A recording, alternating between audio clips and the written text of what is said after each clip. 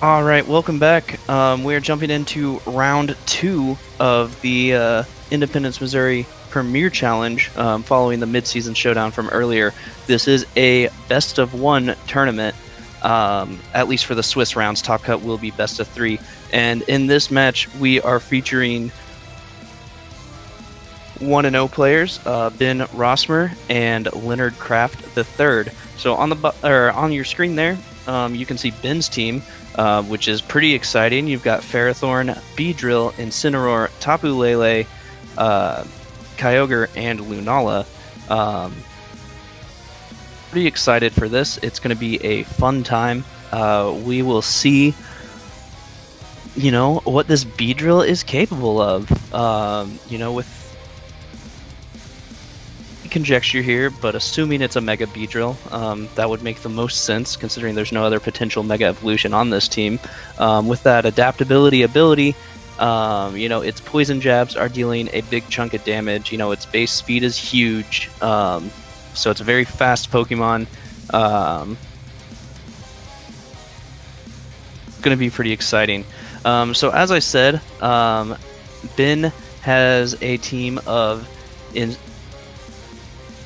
Beedrill, Incineroar, Tapu Lele, Kyogre, and Lunala, and he is facing off against Leonard's team, which consists of Lugia, Metagross, Incineroar, Amoonguss, Salamence, and Yveltal. So, one advantage that I see here in Leonard's favor is two Intimidators.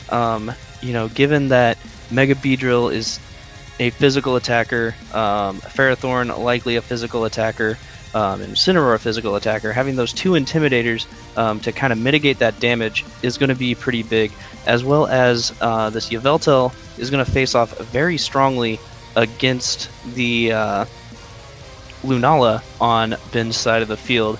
However, Lunala has a pretty positive matchup versus this Metagross.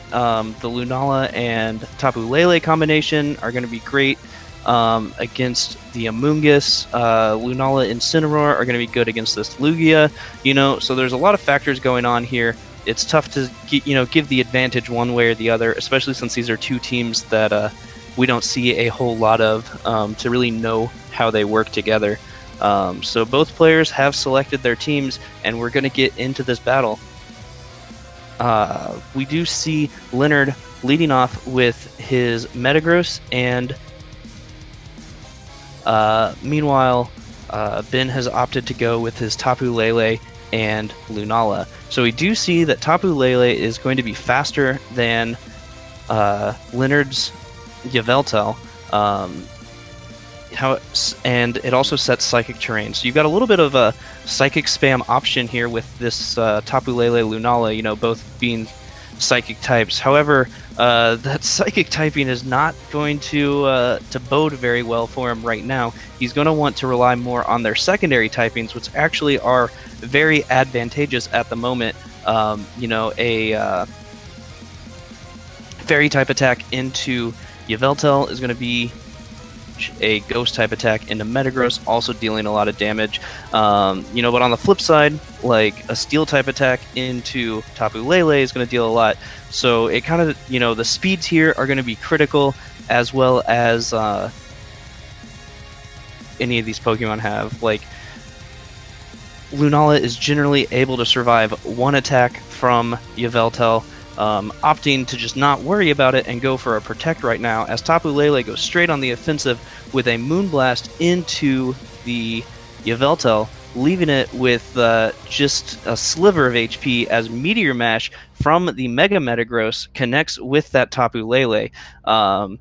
Interesting to see Leonard opting for Meteor Mash rather than Iron Head, but I suppose that little bit of extra base damage is really important for him. And we do see the Darkium Z going into this Lunala.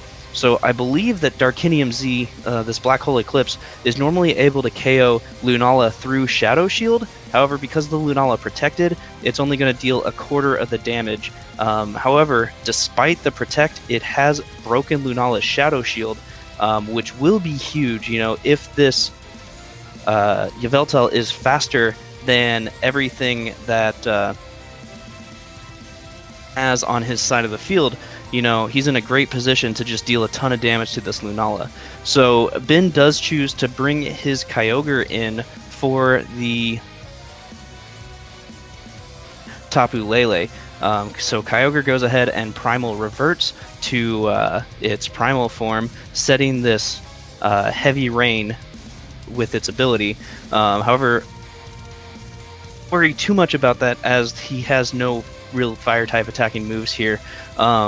Strong advantage to Leonard at this point, depending on how the Lunala and both trained, as Yveltal's base speed is higher than Lunala's, so it should be able to move first and get some damage off.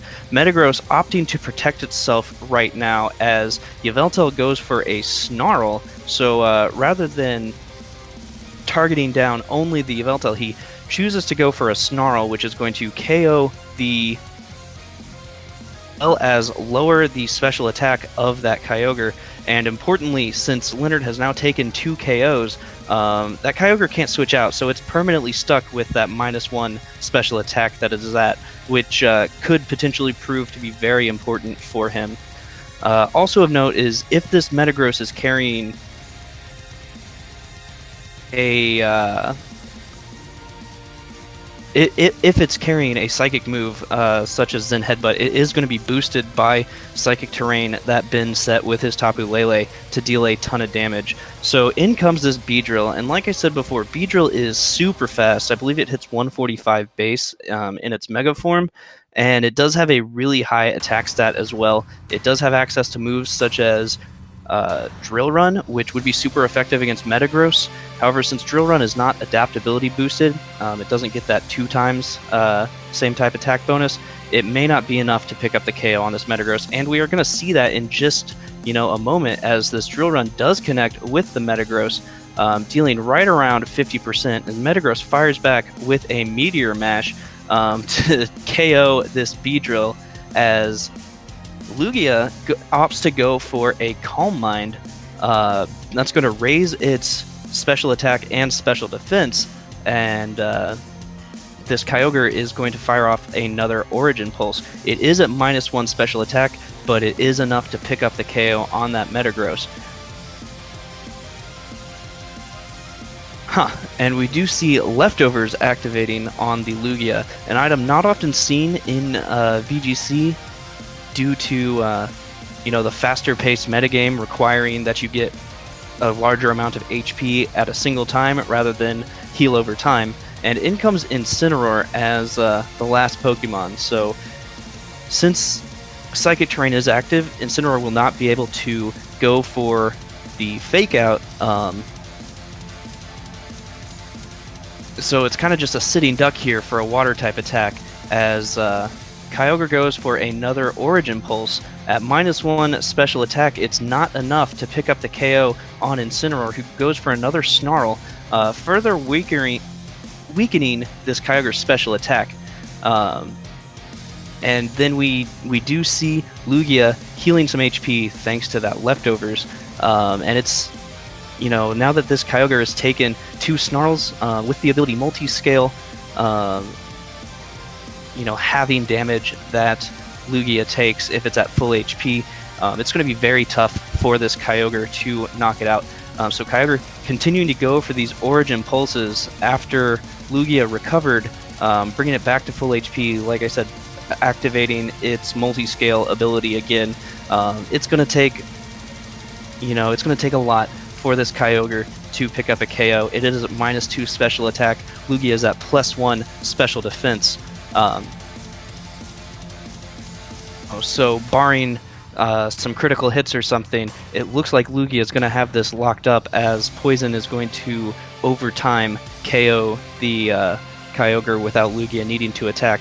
But it's not over, if this Kyogre is carrying like Ice Beam or something, it could go for an Ice Beam, get a Freeze. It could crit through these defense drops and defense boost and special attack drops, but we do see Thunder coming out, so that will be super effective.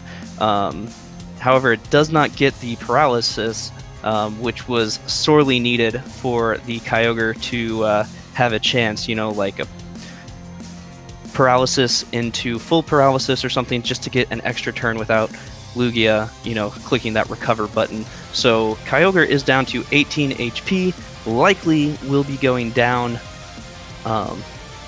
Yeah, it should be going down to turn as another Thunder. Just let's see. It hardly touches that Lugia at all. Lugia, heals that good portion of the HP it just took with its leftovers, and Kyogre goes down to Toxic. So that is going to send Leonard to in this Premier Challenge, and that's all we've got for round 2. We'll be back in just a couple of minutes with round 3. Stick around, it's going to be fun.